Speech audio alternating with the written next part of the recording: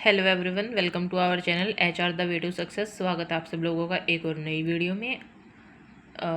Last जो हमारी video थी वो मगध एम्पायर के ऊपर थी, यानी कि मगध साम्राज्य के ऊपर थी, और ये वाला उसका सेकंड पार्ट है।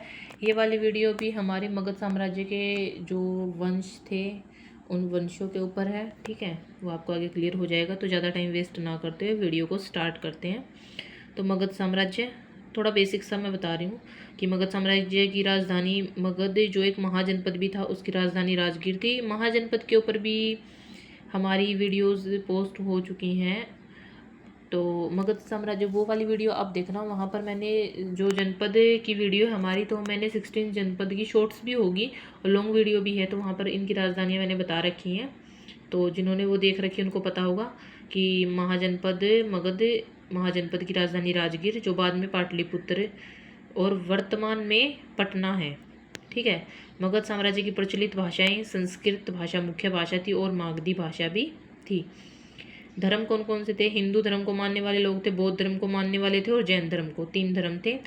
सरकार राजतंत्र थी, गणतंत्र नहीं थी, जैसा कि हमें अर्थशास्त्र में वर्णित है। नेक्स्ट है मुख्य सम्राट कौन कौन थे? लगभग 544 से 492 ईसा पूर्व बिंबिसार, और लगभग 492 से 460 ईसा पूर्व अजात शत्रु, और लगभग 460 से 444 ईसा पूर्व अदाई भरत, और लगभग 437 से 413 ईसा पूर्व नागदशक, और लगभग 413 से 395 ईसा पूर्व शिशुनाग, लगभग 395 ईसा पूर्व से 367 ईसा पूर्व तक कालाशोक, लगभग 349 से 345 ईसा पूर्व महानंद।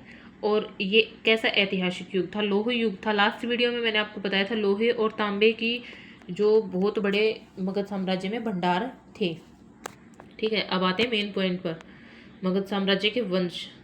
ठीक है, वैसे तो मैंने लास्ट वीडियो में बताया था कि मगध साम्राज्य के 7 वंश थे, लेकिन ये पहले मैं 7 वंश ही बता देती हूँ। मगध साम्राज्य पर कुल 7 राजवंशों ने शासन किया, जो इस प्रकार हैं: बृहद्र वंश, प्रद्योत वंश, हर्यक वंश, शिशुनाग वंश, नंद वंश, मौर्य वंश और शुंग वंश।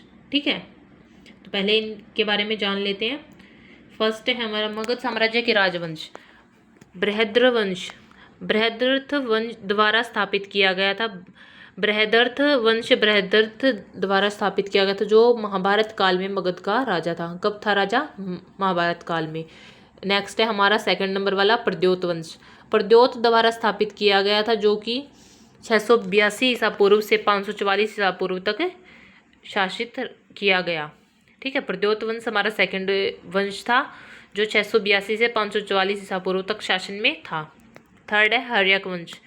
हर्यक वंश राजा बिंबिसार द्वारा स्थापित किया गया था। यह राजवंश मगध के सबसे शक्तिशाली राजवंशों में से एक था। नेक्स्ट है हमारा फोर्थ शिशुनाग वंश। शिशुनाग वंश शिशुनाग द्वारा स्थापित किया गया था। यह राजवंश 413 ईसा पूर्व से 345 ईसा पूर्व तक शासन में रहा। फिफ्थ है हमारा नंदवंश। महापद्म नंद द्वारा स्थापित किया गया। नंदवंश हमारा महापद्म नंद द्वारा स्थापित किया गया।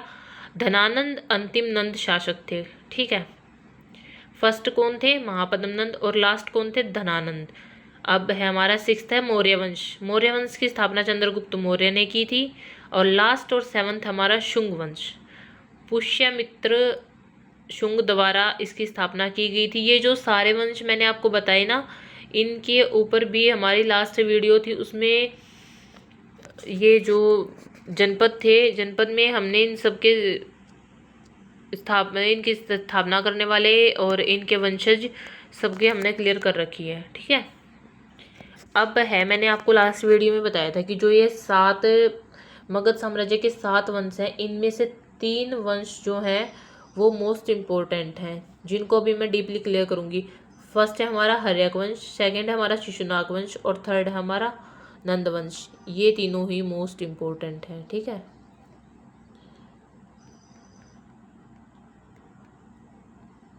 अब नेक्स्ट आते हैं हर्यक वंश। हर्यक वंश का शासनकाल कब से कब तक रहा? 544 ईसा पूर्व से 412 ईसा पूर्व तक रहा। यह मगध काल का पहला शक्तिशाली राजवंश था। बिंबिसार, अजातशत्रु और उदयन इसके प्रमुख शासक थे। हर्यक वंश के कौन कौन शासक थे? बिंबिसार, अजातशत्रु और उदयन इसके प्रमुख शासक थे। बिंबिसार ने मगध को एक शक्तिशाली राज्य बनाया और अजातशत्रु ने मगध को उत्तर भारत का सबसे शक्तिशाली राज्य बनाया। ठीक है, तो नेक्स्ट है हर्यक राजवंश के राजा कौन कौन थे? राजा बिंबिसार। मगध साम्राज्य का संस्थापक था राजा बिंबिसार।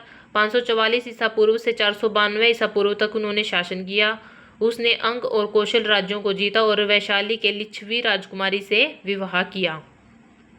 ठीक है, जो राजा बिंबिसार थे उन्होंने 544 से 492 ईसा पूर्व तक शासन किया और अंग और कौशल राज्यों को जीता, वैशाली के लिच्छवी राजकुमारी से विवाह किया। सेकंड राजा कौन था? राजा अजातशत्रु। राजा अजातशत्रु बिंबिसार के पुत्र थे जिन्होंने अपने पिता की हत्या करके सिंहासन प्राप्त किया था। जो राजा अजातशत्रु थे उन्होंने अपने पिता बिंबिसार की हत्या करके सिंहासन प्राप्त किया था। उसने काशी पर अधिकार किया और वैशाली पर आक्रमण किया। ठीक है, थर्ड राजा था राजा उदयन, अजातशत्रु का पुत्र जिसने पाटलिपुत्र को राजधानी बनाया। ठीक है, राजा बिंबिसार का पुत्र कौन था? राजा अजातशत्रु। और राजा अजातशत्रु का पुत्र कौन था? राजा उदयन। नेक्स्ट आता है शिशुनाग वंश। शिशुनाग वंश का कार्यकाल कब से कब तक था? 412 ईसा पूर्व से 344 ईसा पूर्व तक। हर्यक वंश के पतन के बाद शिशुनाग ने मगध पर शासन स्थापित कर लिया। शिशुनाग और कालाशोक इसके प्रमुख शासक थे। शिशुनाग ने मगध का विस्तार किया और कालाशोक ने पाटलिपुत्र को राजधानी बनाया। ठीक है, शिशुनाग राजवंश के राजा कौन कौन थे? राजा शिशुनाग। हर्यक वंश को उखाड़कर इस राजवंश की स्थापना की, यानी कि शिशुनाग राजवंश ने हर्यक वंश को उखाड़कर यानी कि हर्यक वंश का पतन करके राजवंश की स्थापना की। राजा कालाशोका शिशुनाग के पुत्र थे। राजा कालाशोक शिशुनाग के पुत्र थे जिन्होंने अपनी राजधानी को पाटलिपुत्र से वैशाली स्थानांतरित कर दिया। ठीक है, जो बिंबिसार के पुत्र थे उन्होंने पाटलिपुत्र को राजधानी बनाया और जो कालाशोक है उन्होंने वैशाली में इसको स्थानांतरित कर दिया। और लास्ट हमारा वंश है नंदवंश। 344 से 322 ईसा पूर्व नंदवंश के महापद्म नंद ने मगध को एक विशाल साम्राज्य बनाया।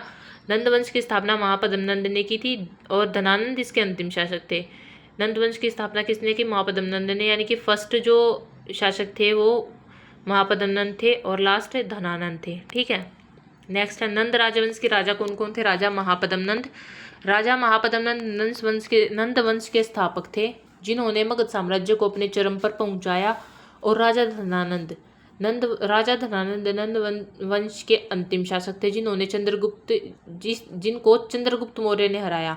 तो जो नंद वंश के लास्ट जो अंतिम शासक थे राजा धनानंद, उनको चंद्रगुप्त मौर्य ने हराया था। और मगध साम्राज्य के पतन के बाद राजा धनानंद को हराने के बाद पतन के बाद चंद्रगुप्त मौर्य ने मौर्य साम्राज्य की जो है स्थापना की थी। हम स्टेप बाय स्टेप चल रहे हैं, तो अब नेक्स्ट वीडियोस जो आएंगी वो चंद्रगुप्त मौर्य द्वारा स्थापित मौर्य साम्राज्य के ऊपर ही आएंगी। तो वीडियोस को देखने के लिए थैंक्स, और आप सब लोग चैनल को सब्सक्राइब कर लीजिए ताकि आने वाली वीडियोस की नोटिफिकेशन आप लोगों को मिलती रहे और आप लोग वीडियोस को देख के अपनी स्टडी को कंटिन्यू करते रहें।